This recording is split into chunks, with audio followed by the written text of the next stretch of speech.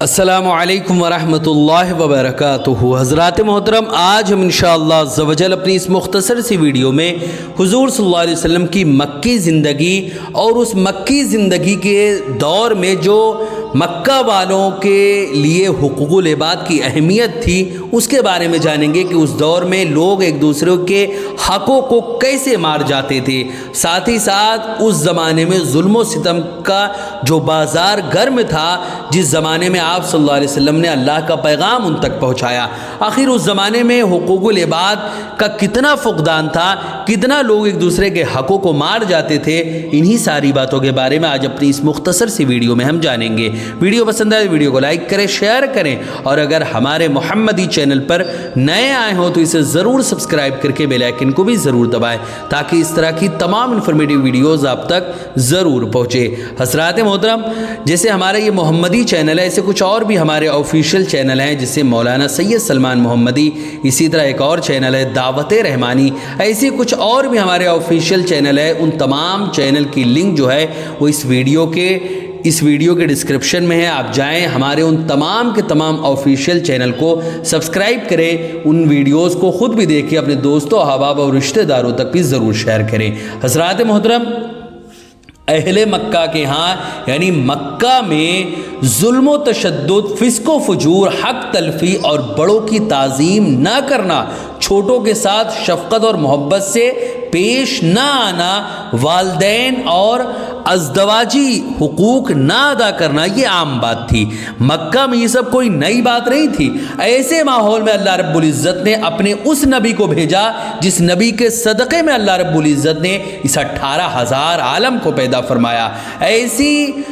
ایسی کشمکش کے ماحول میں، ایسے ماحول میں کہ جہاں پر ظلم و زیادتی عام تھی، ایسے ماحول میں اللہ رب العزت نے اپنے نبی کو بھیجا جہاں پر کوئی کسی کی بات سننے کو تیار نہیں تھا، وہ بھی ایسی باتیں جو ان کے دل کے، ان کے من کے سراسر خلاف تھی۔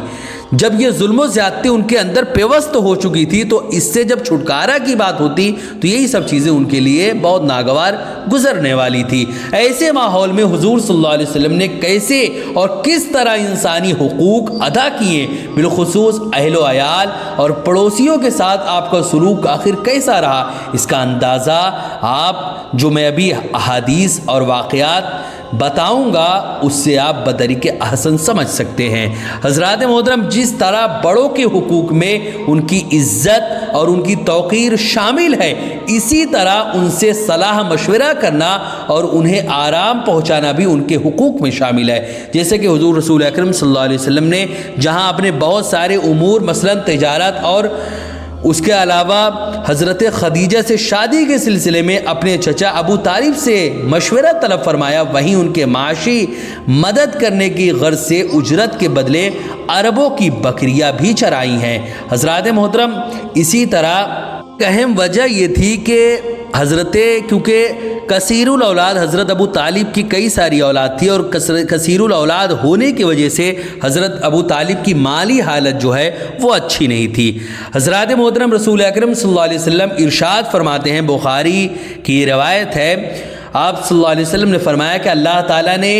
جن کو بھی نبی بنا کر مبعوث فرمایا انہوں نے بکریاں چرائی ہیں، یعنی کوئی بھی نبی ایسے نہیں ہوئے جنہوں نے بکریاں نہیں چرائیں۔ صحابہ اکرام نے عرض کیا، یا رسول اللہ، آپ نے بھی بکریاں چرائی ہیں؟ آپ صلی اللہ علیہ وسلم نے فرمایا، ہاں، میں نے بھی قراریت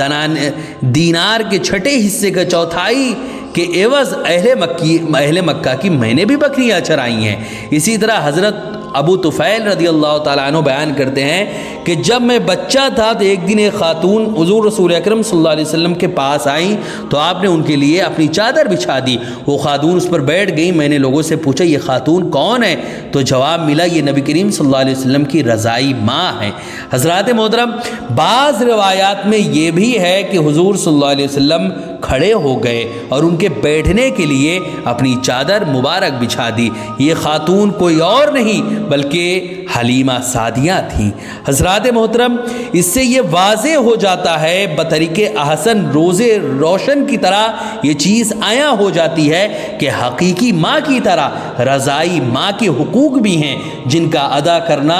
ضروری ہے۔ حضرات محترم، اسی طرح کسی دوسرے رشتہ دار یا دوست و احباب کے حقوق کی ادائیگی بھی ضروری ہے۔ حضرات محترم، حضور صلی اللہ علیہ وسلم اس دور میں ایک اللہ کا پیغام لے کر آئے تھے جب لوگ ظلم و ستم اور ظلم و زیادتی میں مشغول تھے۔ ایسے وقت میں جب کوئی بھی تمام کے تمام گناہوں سے ملوث ہر کوئی نظر آتا تھا، ایسے وقت میں حضور صلی اللہ علیہ وسلم گناہوں سے پاک رہے اور ہر وہ اچھے کام کرتے تھے، یعنی وہ خواہ ان کا گھر کا ہو یا باہر کا، ہر کوئی حضور صلی اللہ علیہ وسلم کے عادت سے واقف تھا کہ یہ ایسے ہیں کہ جنہوں نے آج تک شراب کو ہاتھ نہیں لگایا، جنہوں نے آج تک کسی پر ظلم و زیادتی نہیں کی، جنہوں نے آج تک کبھی بھی کسی کی امانت میں خیانت نہیں کی، جنہوں نے آج تک کبھی بھی کسی کو گالی گلوج نہیں دیا، کسی کو برا بھلا نہیں کہا، کسی سے لڑائی جھگڑا نہیں کیا۔ ہر وہ کام، ہر وہ برے کام جس میں عام طور سے تمام کے تمام دنیا میں اس زمانے میں لوگ مشغول تھے، ہر ملک میں کوئی نہ کوئی برائی ہر طرف عام تھی، ایسے وقت میں دنیا میں آپ صلی اللہ علیہ وسلم ایک روشنی کی طرح، جب آپ صلی اللہ علیہ وسلم کو نبوت کا اعلان آپ نے نہیں کیا تھا، اس سے پہلے کی یہ باتیں ہیں، آپ کے اندر اتنی خصوصیات تب تھی جب آپ نے نبوت کا اعلان نہیں کیا تھا۔ حضرات محترم، اسی طرح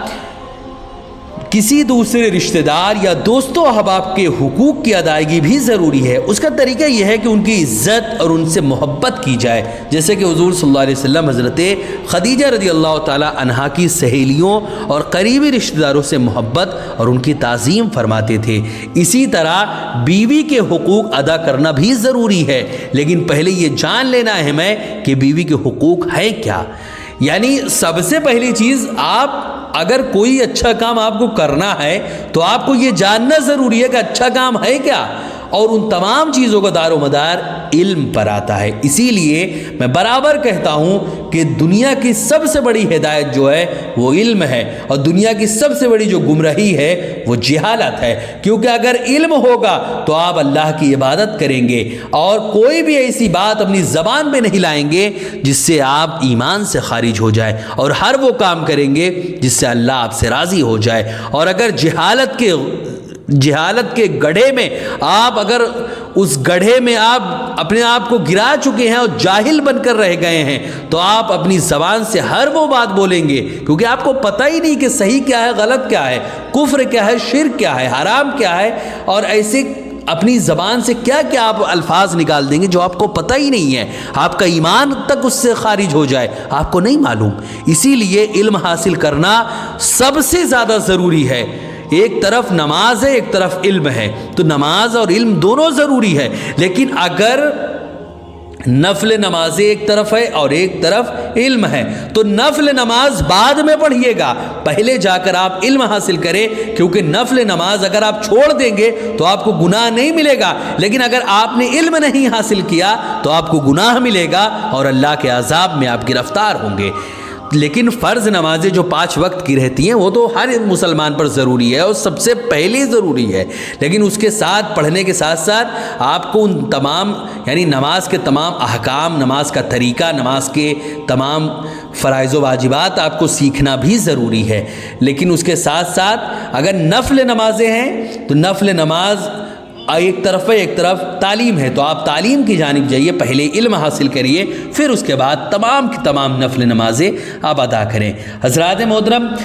اسی طرح بیوی کے حقوق ادا کرنا بھی ضروری ہے، لیکن پہلے یہ بھی ہمیں پتہ ہونا چاہیے کہ بیوی کے حقوق ہے کیا، کیونکہ بہت سے لوگ بیوی کے حقوق میں صرف نان نفقہ کو ہی اہم سمجھتے ہیں، دیگر معاملات میں اسے شریک نہیں کرتے اور نہ ہی اس کو اس قابل سمجھتے ہیں کہ اس سے صلاح و مشورہ کیا جائے، کہ اسے اپنا ہمراز بنایا جائے۔ جیسے کہ حضور صلی اللہ علیہ وسلم نے اپنی شریک سفر حضرت خدیجہ کو اپنا ہمراز بنایا کرتے اور سخت سے سخت حالات میں ان سے مشورہ بھی طلب فرماتے۔ حضور صلی اللہ علیہ وسلم پر غار حرا میں جب پہلی وحی آئی تو تو اس وقت آپ پر ایک عجیب رعب اور وحشت طاری ہو گئی۔ آپ فوراً گھر آئے اور اس کا ذکر سب سے پہلے اپنی بیوی حضرت خدیجہ سے کیا۔ انہوں نے تسلی دیتے ہوئے کہا واللہ آپ کو اللہ رسوا نہیں فرمائے گا، کیونکہ آپ اپنے قریبی رشتہ داروں کے ساتھ حسن سلوک کرتے ہیں، ناداروں کی کفالت کرتے ہیں، جس کا کوئی نہیں ہے اس کے آپ ہوتے ہیں، مہمانوں کی مہمان نوازی، مصیبت سے متاثر لوگوں کی آپ مدد فرماتے ہیں۔ حضرات محترم، اسی طرح ایک بار ایک پردیسی تاجر مکہ میں آیا۔ ابو جہل نے اس سے کچھ سامان خریدا اور قیمت دینے سے انکار کر دیا۔ جب یہ خبر حضور صلی اللہ علیہ وسلم تک پہنچی تو آپ خود ابو جہل کے گھر تشریف لے گئے اور سامان کی قیمت ادا کروائی۔ حضرات محترم، ایک بار گاؤں سے ایک بدو حج کے لیے مکہ مکرمہ آیا، اس کے ساتھ اس کی ایک خوبصورت بیٹی بھی تھی۔ مکہ کے ایک دولت مند تاجر جس کا نام مورخین نے نبی بن حجاج لکھا ہے، اس نے اس کی بچی کو اغوا کر لیا، جس کی وجہ سے وہ بدو بہت زیادہ پریشان تھا۔ جب نبی کریم صلی اللہ علیہ وسلم کو اس واقعے کا علم ہوا تو آپ نے قریش کے جوانوں کو بلایا اور فرمایا کہ اس گندی حرکت پر ہم لوگوں کو خاموش رہنا ہرگز مناسب نہیں ہے۔ چنانچہ آپ کی تحریک پر قریش کے نوجوانوں نے اس تاجر کے گھر کا گھیراؤ کیا اور بچی کو عزت و آبرو کے ساتھ اس بدو کے سپرد کر دیا گیا۔ حضرات محترم، ان واقعات سے سمجھا جا سکتا ہے کہ نبی کریم صلی اللہ علیہ وسلم ہر شخص کے حقوق کا حد درجہ خیال فرماتے تھے، خواہ وہ شخص جاننے والا ہو یا نہ جاننے والا ہو۔ حضرات محترم، آج یہ حال ہے کہ نہ تو ماں باپ اور نہ میاں بیوی کے حقوق کی حفاظت کی جا رہی ہے اور نہ ہی اپنے قریبی رشتہ داروں کے حقوق کا خیال رکھا جا رہا ہے۔ اس کے برخلاف حق تلفی، فتنہ، فساد، عزت و آبرو کی پامالی کی راہیں مزید کھولی جا رہی ہیں۔ اب ایسے پراگندہ ماحول کو ایک صالح اور صاف ستھرا ماحول میں تبدیل کرنے کے لیے ضروری ہے کہ ہر ایک کو حقوق، جان، مال اور عزت و آبرو کی حفاظت کی جائے، اور یہ نبی کریم صلی اللہ علیہ وسلم کی سیرت پر عمل کیے بغیر ممکن نہیں ہے۔ اسی لیے ہم کو چاہیے کہ ہم آقا صلی اللہ علیہ وسلم کی زندگی کے ہر پہلو کو اپنے اندر پیوست کریں، اپنے اندر شامل کریں، تاکہ ہمارا رب ہم سے راضی ہو جائے۔ حضرات محترم، ویڈیو پسند آئے تو ویڈیو کو لائک کریں، شیئر کریں، اور اگر ہمارے محمدی چینل پر نئے آئے ہوں تو اسے ضرور سبسکرائب کر کے بیل آئیکن کو بھی ضرور دبائیں، تاکہ اس طرح کی تمام انفارمیٹیو ویڈیوز آپ تک ضرور پہنچے۔ آپ سے گزارش ہے کہ ہمارے چینل پر جتنی بھی ویڈیوز ہیں آپ خود بھی دیکھیں، اپنے دوستوں، احباب، رشتہ دار اور ملنے جلنے والوں کو بھی ضرور شیئر کریں۔ ہمارے چینل پر درس قرآن، درس حدیث، سنت نبوی جیسے ہر ٹاپک پر ہر طرح کی ویڈیوز موجود ہیں، آپ خود بھی دیکھیں اور اس سے علم حاصل کریں، اور اپنے گھر والوں کو بھی اس کی تلقین کریں کہ وہ لوگ بھی علم حاصل کریں، اور اپنے بچوں کو بھی دینی تعلیم آپ لوگ ضرور دیں۔ السلام علیکم ورحمۃ اللہ وبرکاتہ۔